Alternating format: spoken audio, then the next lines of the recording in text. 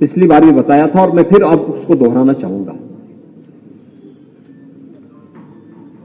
विगत लोकसभा चुनाव में मुझे भारत निर्वाचन आयोग ने बैन कर दिया था। चुनाव चल रहे थे, बीच चुनाव में 3 दिन के लिए मुझ पर बैन लग गया। अब मेरे लिए परेशानी थी, 3 दिन मुझ पर ही बैन लग गया, प्रचार नहीं कर सकता था, मीडिया में भी कोई मेरा इंटरेक्शन नहीं हो सकता था, मुझे कोई बयान नहीं देने थे। अब क्या करूं? तो पहले दिन ही मुझे अयोध्या से एक निमंत्रण आया। मैंने कार्यक्रम बनाया था, अयोध्या जाऊंगा, श्री राम जन्मभूमि और हनुमानगढ़ी के दर्शन करके फिर वापस आऊंगा। तो अयोध्या से एक निमंत्रण मुझे मिला। एक अनुसूचित जाति के एक व्यक्ति ने मुझे आमंत्रित किया कि आप अयोध्या आ रहे हैं, आप मेरे घर में आ जाते तो अच्छा रहता है। तो मैंने पूछा भी क्या है इनके घर में? लोगों ने कहा इनके घर में गृह प्रवेश है। तो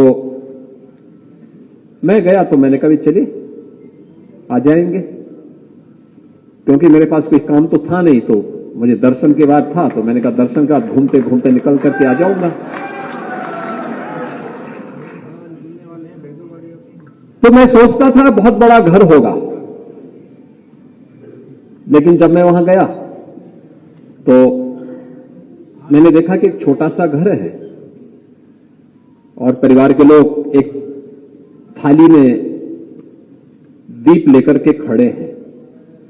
तो मैंने उन लोगों से पूछा, मैंने कहा आप ऐसे क्यों खड़े हैं? उन्होंने कहा साहब आपके स्वागत के लिए। मैंने कहा आपका घर? कहा ये हमारा घर है। मैंने कहा ये तो प्रधानमंत्री आवास योजना का घर है। कहा साहब इसीलिए तो बुलाए हैं, यही तो हमें मोदी जी ने दिया है और आपने दिया है।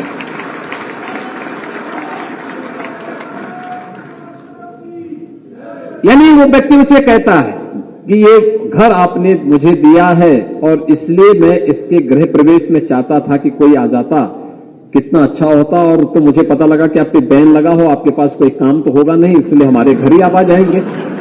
तो मैंने कहा कि आपने तो बहुत अच्छी बुद्धि लगाई है। तो मैं घर चला गया, बैठ गया घर में। घर में बैठा तो मैंने कहा अच्छा बताइए आपको कुछ और योजना का लाभ मिला? कहा साहब ये जो हमारे घर में भोजन बन रहा है ना, ये भी मोदी जी ने दिया। मैंने कहा और? कहा ये जो बिजली जल रही है ना, ये भी सौभाग्य योजना में हमें मिली है, फ्री में मिली है, ये भी मोदी जी ने दिया।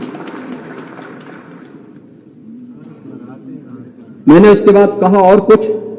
कहा साहब हाँ हमारा ये जो पासबुक है ना, ये भी मोदी जी ने दी, जनधन अकाउंट भी मोदी जी ने खोला।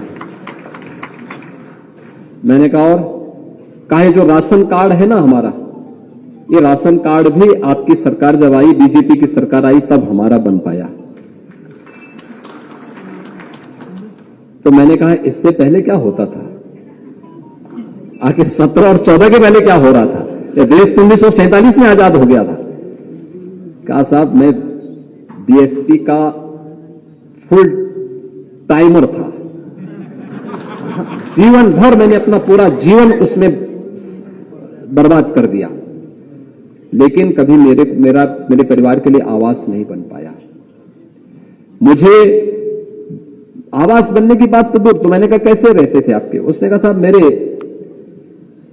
3 बच्चे हैं, 2 लड़की और 1 लड़का। बड़ी लड़की की शादी कर ली है, छोटी पढ़ रही है और 1 लड़का है ये। मैंने कहा आप ऐसे काम क्या करते हैं? कहा साहब उनके लिए उस पार्टी में काम करता था, लेकिन समय समय पे परिवार का भरण पोषण करने के लिए राजमिस्त्री का भी काम कर लेता था। तो मैंने कहा आपके मन में कभी इच्छा नहीं हुई कि घर बनाना चाहिए? कहा साहब घर बनाने की इच्छा होती थी, लेकिन लड़की बड़ी थी, पहले मुझे उसकी शादी करनी थी। तो पहला पैसा इकट्ठा किया, लड़की की शादी कर दी। फिर पैसा इकट्ठा किया तो मन में आया कि घर बनाऊं या लड़के के लिए कोई कारोबार करूं। 1 लाख रुपए इकट्ठा कर पाया, लेकिन 1 लाख में तो घर बनेगा नहीं। तो उसी समय मुझे आकर के आपके अधिकारियों ने कहा कि ये प्रधानमंत्री आवास योजना में तुम्हारा घर स्वीकृत हुआ है, अपना अकाउंट नंबर दो। मैंने नंबर दिया, 1.5 लाख की पहली किस्त मेरे अकाउंट में आ गई। और अगली बार पूरा पैसा आया, मेरा पूरा मकान बन गया। मकान बनते ही बिजली वाले आए, उन्होंने कहा भी इसमें बिजली का कनेक्शन भी देना है, रसोई गैस का कनेक्शन भी मिल गया, राशन कार्ड भी मिल गया, 5 लाख का आयुष्मान का कार्ड भी मिल गया। और मैंने कहा जो पैसा 1 लाख रुपया रखा है उसका क्या कर रहे हैं? मेरे मन में आया, मैंने कहा जो 1 लाख रुपए रखें। कहा साहब वही तो मैं बताने जा रहा हूं अब कि जो 1 लाख रुपया मेरा बचा है, मैंने उसको अब अपने लड़के के लिए एक ई रिक्शा खरीद लिया है। और उस ई रिक्शा से मेरा लड़का प्रतिदिन 1,000 रुपये से 1,500 रुपया अयोध्या में कमाता है। अब मुझे कोई चिंता नहीं है कि मुझे कार्य मिले या न मिले, मेरा लड़का रोज कमा करके आ रहा है। एक प्रधानमंत्री आवास योजना कैसे स्वावलंबन का आधार बनती है, उसका एक उदाहरण है। और मुझे लगता है कि यह योजना न जाने कितने लोगों के जीवन में परिवर्तन ला सकती है।